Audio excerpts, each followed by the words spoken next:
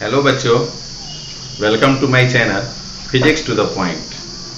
आज हम class 10th के लिए फिजिक्स डिस्कस करने जा रहे हैं।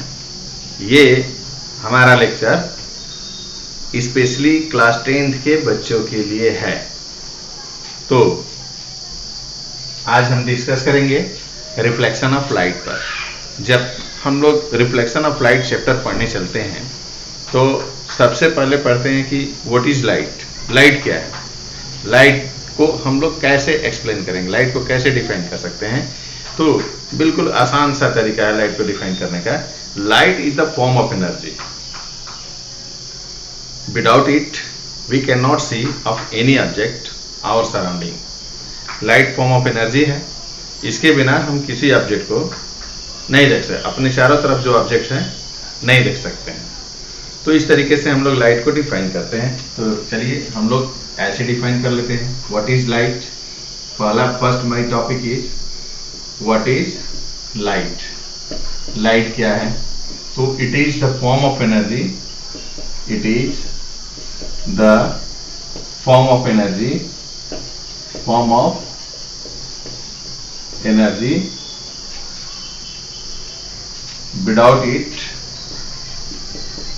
without it we cannot see of any object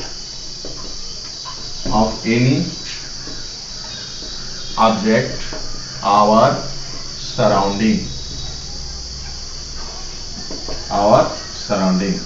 इसके बिना हम लोग किसी ऑब्जेक्ट को नहीं देख सकते हैं। ठीक है, तो इस तरीके से हम लोग लाइट को डिफाइन कर लेते हैं। अब जस्ट इसके बाद हम लोग पढ़ते हैं नेचर ऑफ लाइट। इसके बाद हम लोग नेचर ऑफ लाइट के बारे में स्टडी करते हैं। नेचर ऑफ लाइट क्या है? नेचर ऑफ लाइट, इसमें कुछ बातें हम लोगों को जानना चाहिए क्योंकि हम लोग लाइट पढ़ने जा रहे हैं। तो इससे रिलेटेड कुछ इंपॉर्टेंट पॉइंट्स हैं जो हम लोग को जानना चाहिए। तो नेचर ऑफ लाइट को हम लोग सबसे पहला पॉइंट हम लोग डिफाइन करते हैं कि light consist of dual nature. अब ये ड्यूअल नेचर क्या है? बच्चे आजकल ड्यूअल सिम मोबाइल यूज करते हैं। ड्यूअल मीन्स होता है दो। तो light consist of dual nature, यानी इसमें दो नेचर होते हैं। कौन कौन सा? Electric waves and magnetic waves. ये दोनों वेव्स मिलकर के, दोनों वेव्स एक जगह कंबाइन होकर के प्रोपोगेट करते हैं, चलते हैं। तो इसको हम लोग लाइट कहते हैं।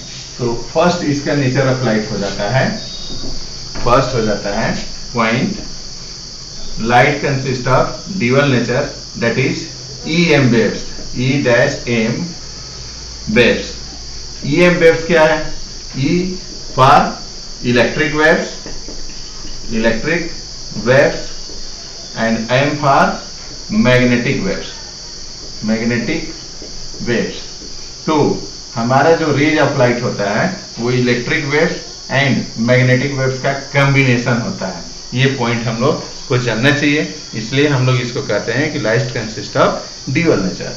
Second point, light always propagate in a straight way. Light जब किसी सोर्स से लाइट इमिट होती है, निकलती है, किसी सोर्स से लाइट निकलती है तो स्ट्रेट चलती है, सीधा चलती है। तो लाइट ऑलवेज पासिंग, लाइट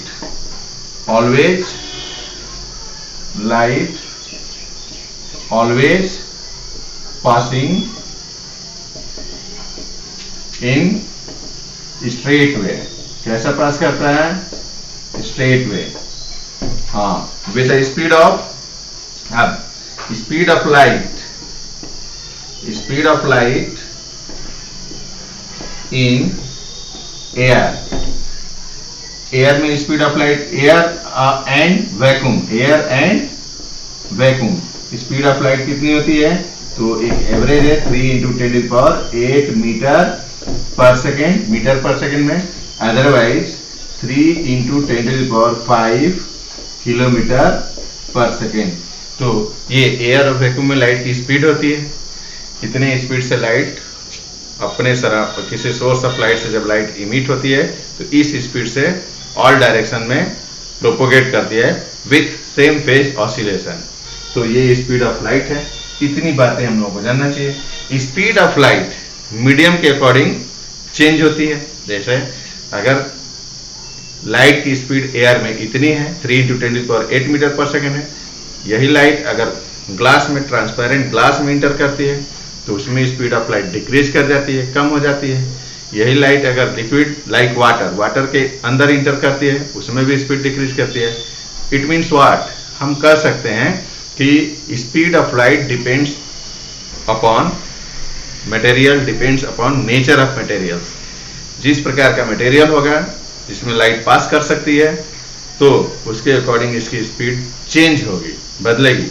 तो but frequency one to another medium never change. Light की frequency one to another medium change नहीं होती है। तो इस तरीके से हम लोग लाइट को डिफाइन कर लेते हैं। अब इसके बाद डायरेक्ट हम लोग चलते हैं reflection of light. Reflection of light, reflection of light क्या है? तो रिफ्लेक्शन ऑफ लाइट को समझने के लिए बच्चों, ये आपका सपोज कीजिए कि ये स्मूथ पॉलिश सरफेस है, ये एक स्मूथ पॉलिश सरफेस है, ये स्मूथ पॉलिश सरफेस, ये आपका स्मूथ पॉलिश सरफेस।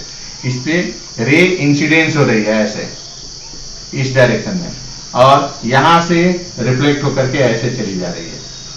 तो रे आई ऐसे चली गई। इधर से रे अगर आ रही इंसिडेंस हो रही है तो ऐसे रिटर्न हो जा रही है।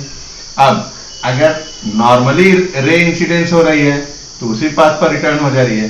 तो इस तरीके से जब किसी सोर्स से लाइट किसी स्मूथ पॉलिश सरफेस पर इंसिडेंस होती है और फिर बैक हो जाती है, टकरा करके वापस हो जाती है, तो इस फिनोमिना को हम लोग रिफ्लेक्शन ऑफ लाइट कहते हैं।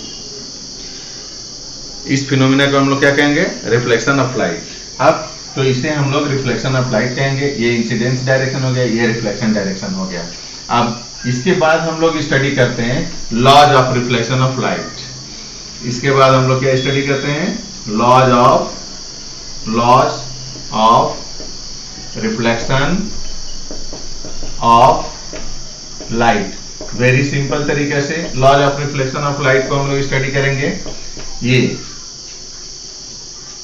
रिफ्लेक्शन ऑफ लाइट, इसकी दो नियम है। There are two laws of reflection of light. इसके दो नियम हैं। फर्स्ट लॉ क्या कहता है? फर्स्ट लॉ क्या कहता है?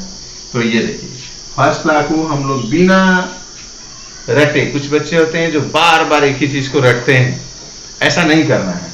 ये एक स्मूथ पॉलिश सरफेस है, यहां देखिए स्मूथ पॉलिश सरफेस हो गया। अब जरा देखिए, यहां से सपोज कीजिए रेज इंसिडेंस होती है, ये रेज का डायरेक्शन है, रेज इंसिडेंस हो रही है, रेज इंसिडेंस हो रही है, ठीक है। और इधर रिफ्लेक्ट हो गई, ये रहा रिफ्लेक्शन, ये रिफ्लेक्टेड रेज, और ये आपका नॉर्मल, ये हो गया आपका नॉर्मल। तो हम देख रहे हैं कि incidence ray, reflected ray and normal, ये तीनों पॉइंट एक ही पॉइंट पर आकर के मिल रहे हैं। Incidence ray, reflected ray and normal, ये तीनों एक पॉइंट पर आकर के लाई हो रहे हैं किसी प्लेन में। तो हम लोग ऐसे कह सकते हैं कि incidence ray, reflected ray and normal all lie in the same plane, that is first law. अब इंसिडेंस रे हो रही है तो यहां पर एक एंगल बनता है आई, जिसको इंसिडेंस एंगल कहते हैं, और यहां एक एंगल बन गया आर, ये रिफ्लेक्टेड एंगल हो गया। ये इंसिडेंस एंगल ऑफ इंसिडेंस, और ये रिफ्लेक्टेड एंगल ऑफ रिफ्लेक्शन। तो सेकेंड लॉ कहता है, सेकेंड लॉ इसमें कहता है, फर्स्ट लॉ हम लोग कैसे एक्सप्लेन करेंगे? फर्स्ट लॉ करेंगे इंसिडेंस रे comma reflected ray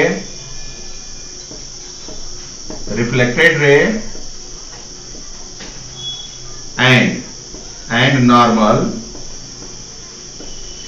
all lie in the same plane। ये फर्स्ट लॉ हो गया। सेकेंड लॉ को कैसे एक्सप्लेन करेंगे? तो angle of incidence angle of incidence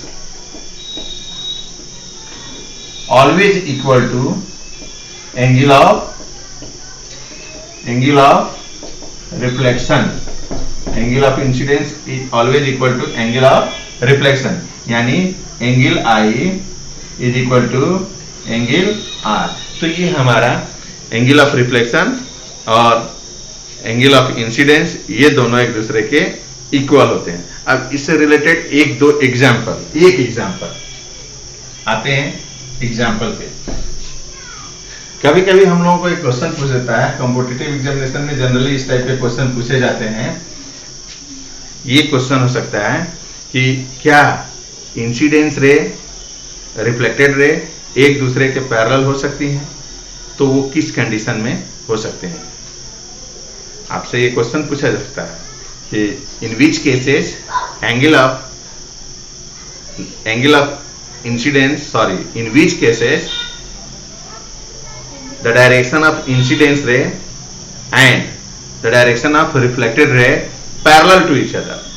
बच्चे कंफ्यूज होने लगते हैं कि ऐसा कौन सा कंडीशन होगा कि इसमें दोनों एक दूसरे के पैरेलल हो सकती है। Yes, it is possible. हम लोग क्या करते हैं कि दो प्लेन मिरर, ऐसे एक plane mirror, first plane mirror ये हो गया और सेकंड प्लेन मिरर ये हो गया, दोनों को एक दूसरे के परपेंडिकुलर रख देते हैं। तो रे इसमें ऐसे इंसिडेंस होगी, फिर यहाँ से रिफ्लेक्ट होगी ऐसे, और फिर यहाँ ये वाली इंसिडेंस हो जाएगी, तो फिर इसके लिए ये रिफ्लेक्शन हो जाएगा। तो ये दोनों एक दूसरे के क्या हो गया, पैरेलल। इसके और इसके लिए नॉर्मल ये हो गया, और इसके और इसके लिए नॉर्मल आपका ये हो गया।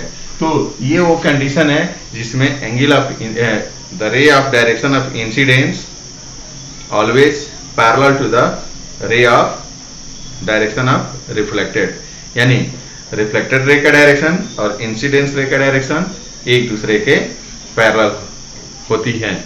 इस केस में जब दो प्लेन मिरर एक दूसरे के परपेंडिकुलर शिफ्ट कर देंगे और एक को इंसिडेंस करेंगे, तो ये कंडीशन आता है।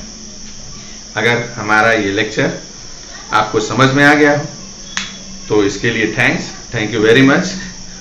आप अपना सुझाव हमें अपने कमेंट द्वारा दे सकते हैं, बता सकते हैं। इसके लिए हम वेट करेंगे।